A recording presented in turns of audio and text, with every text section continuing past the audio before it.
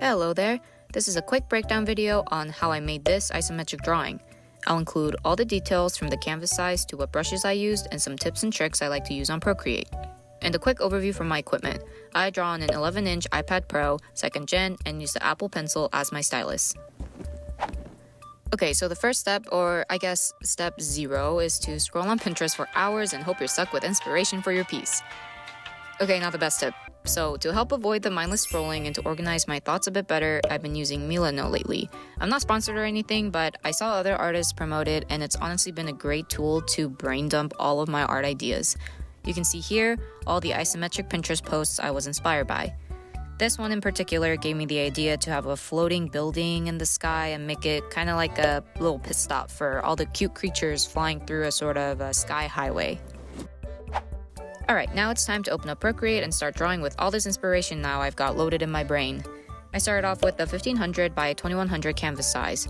FYI, this is just because I wanted to make art prints of this piece, and that is the ideal ratio for a 5 by 7 inch print, but warning, this is not ideal if you want to post this piece on social media.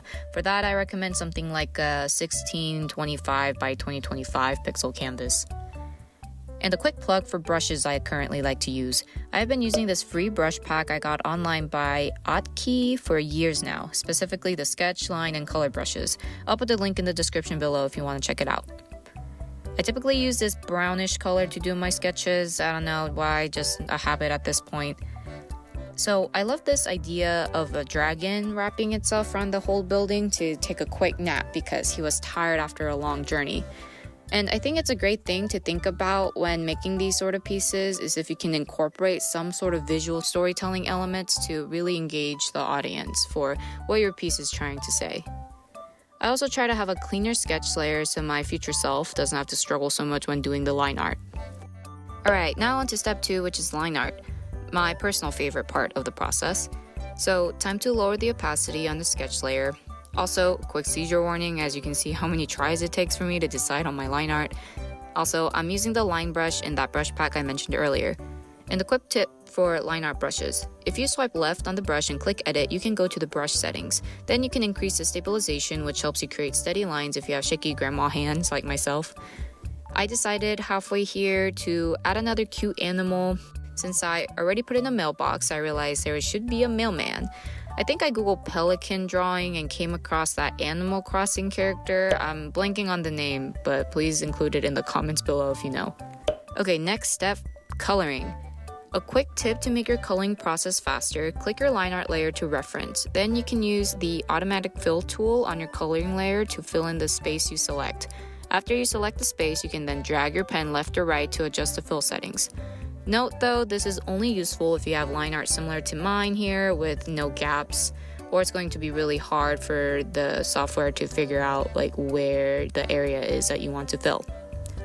This is also where I play around with different background colors to see which vibe I want to go for the piece. I also changed the line art color. I've been experimenting a bit more lately with this, but I feel that it helps blend in the subjects to the background a bit better this way, so I've been really liking this method so far. To do this, you just select your line art layer and set it to alpha lock. This allows you to color over just your existing line art and nothing else. Alright, now for shadows and highlights. This is where we can spice up our drawing even more. I typically use this dark purplish color and set a clipping mask layer over my color layer and set it to multiply with around 25% opacity.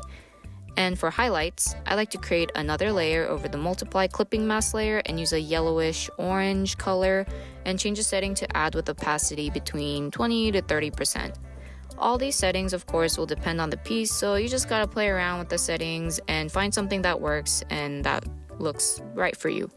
And final step for some finishing touches. This is the really fun part since you get to see your piece all come together. You can add little sparkle details like I'm doing here and some backgrounds. I've been loving this sort of grid background for my pieces lately. Felt especially for this piece, it tied well to the isometric nature that I'm going for. And ta-da! Here's the finished piece. This was really fun to make, especially with all the little details and characters I decided to include. And shameless plug, if you are interested in getting this as a print or want to see some other goodies I've recently added to my shop, you can check out the link in the description below to my Etsy store.